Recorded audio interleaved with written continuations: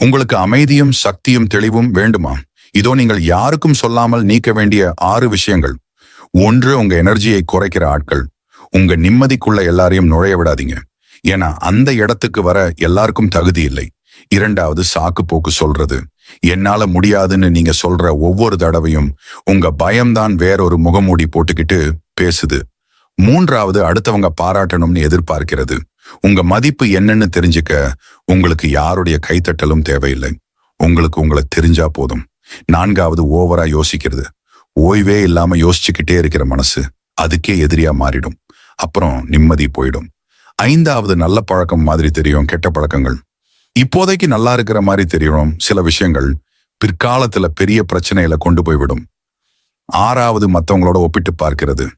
நீங்க மத்தவங்களோட உங்களை ஒப்பிட்டு பார்க்க பார்க்க உங்க வளர்ச்சி குறைஞ்சுகிட்டே போகும்.